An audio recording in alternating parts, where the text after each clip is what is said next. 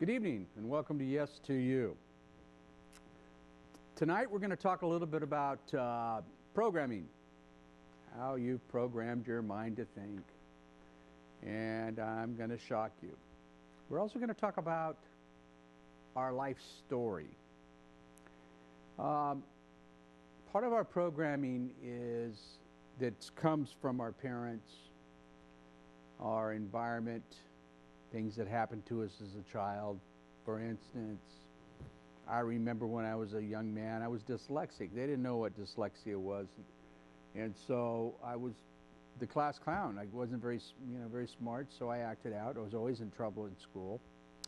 But I remember really trying hard to excel in education, and one day I raised my hand to an answer, and I just knew I knew this answer. I have this answer down. I'm first one with my hand up.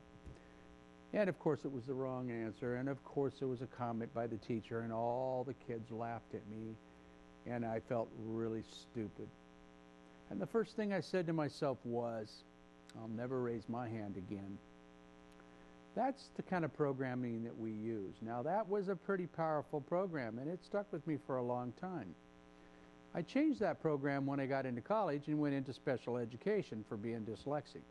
The very first year in my college, I made the dean's list.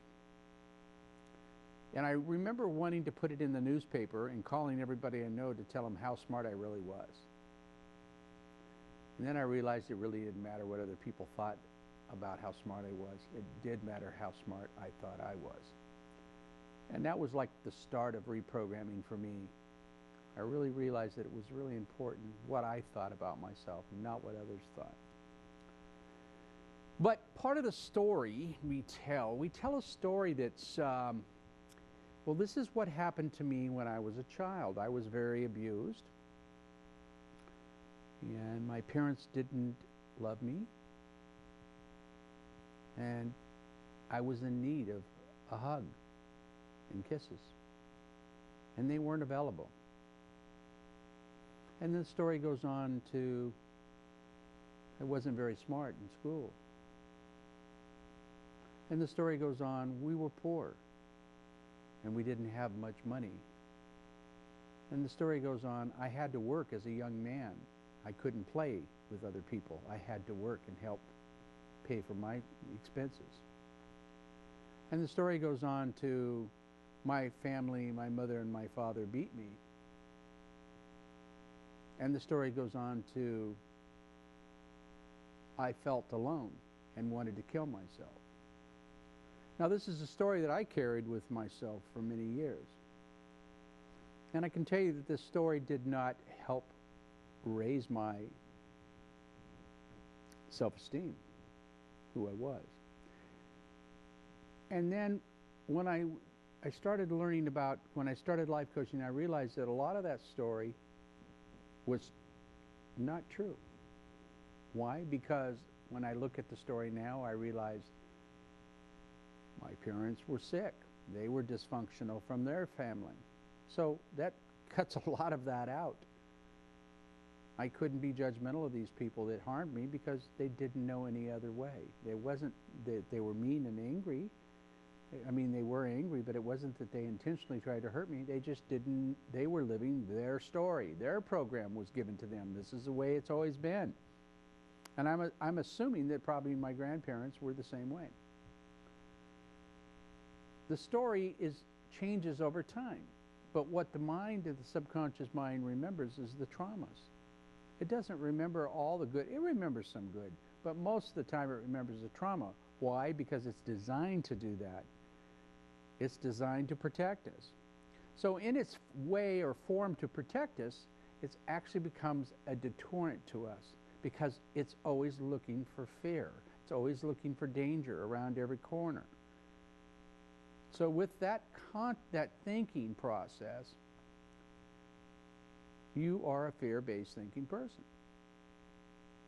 And if it's a new thing going on, something you've not done before, and if you noticed, you ask yourself questions. Worst thing you can do is ask yourself a question. Chances are the subconscious already has an answer. It already knows. It's no. especially if it's new. Okay? Because it's not familiar. And the subconscious doesn't want you to go into an area that's unfamiliar because you might be hurt. Okay, now, if you were in the conscious thinking mind is going to go, ooh, excitement. This is an adventure. We can do this. We can make this happen. This can be awesome. Let's rock. That's the difference between the two consciousness. And the conscious mind says, let's do it. It also has the spiritual consciousness over here, and the spiritual consciousness says, nothing will harm us. Let's do it. Let's do it. Okay. But the subconscious is saying, wait a minute. You don't want to do this. You might be hurt. You don't have enough time, and you don't have enough money. But wait. Wait. So here's the conflict. Now you're in the middle. And you're looking at the two conscious thinking minds and, oh, who do I listen to? What do I do? Well, I've always listened to the subconscious, but where am I now? Have I achieved? Have I excelled? Not much.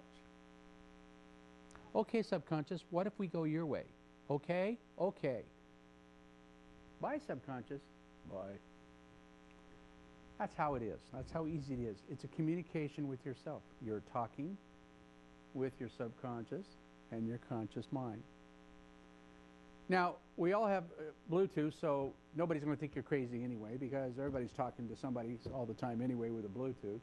So, but this program is about communicating with yourself. Okay? Most of you out there are only listening to the subconscious. You don't give the conscious mind an opportunity to speak because it's quick. Now, the subconscious mind also has the unconscious thought, and that means that if you allow the subconscious mind to keep on making decisions, it gets quicker and quicker and quicker, where there's no thinking at all. There's no conscious thought. It's just a decision. That quick. Okay?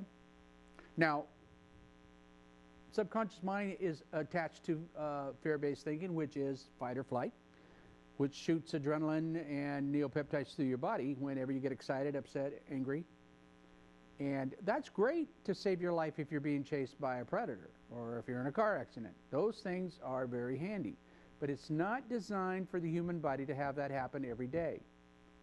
If you are stressed out, if you are living in fear, if you are angry all the time, you are in danger of killing yourself from within. You are attacking your every organ with these chemicals.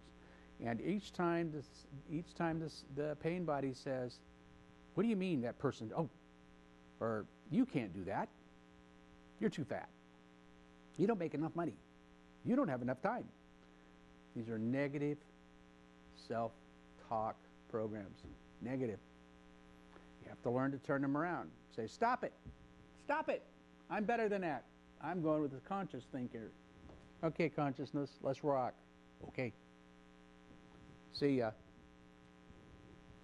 And that's what it's about. I know I didn't bring any puppets. I know my puppets are not too good, are they? Yeah. Okay. Anyway,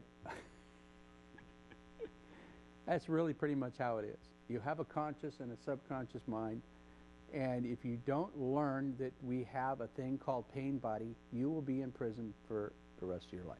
There's no way of getting around it. So, is your story true? Or was it made up? Most of you, believe it or not, I hate to say it, tell you, but most of it's made up. A lot of it was handed down to your parent from your parents, and you picked up the same story, and you're carrying it on. Okay? Where do your so that becomes an excuse, because it's important other people understand that story. That's an excuse for not being in a consciousness. So how is your life working for you right now? Are you in a conscious state of mind, or are you in a subconscious state of mind? Are you happy? Are you making enough money? Are you in a good relationship with somebody? Relationships are interesting. You need to be in a relationship. We all need people to love each other. That's very important. That's why we're here. Statistics say that people want to be admired by another human being more than they want money. I know that sounds, yeah, I know, but that's the statistics. People want to be admired. That's a big deal. Okay? One of our biggest problems is, I think, with our loved ones is that we expect, there's the role playing with that subconsciousness. I'm the mother, or I'm the father, or I'm this. And so we have to meet a standard, which is really a role. You see yourself as being something that society has told you to be. But guess who's running your show? Guess who's driving the car? It's not society, and it's not you. It's the pain body. The pain body is running your show. Okay? How's it running your show? It's telling you you're no good. It's making you feel bad about yourself, whatever the excuse is, whatever the story is. But is it true? There's a good question. Is it true? And if you ask yourself the question, is it true, when there's a real stressful time in your life, you're going to find out that most of the time it is not true. That it was just part of the story that we made up during the process. Okay? What's the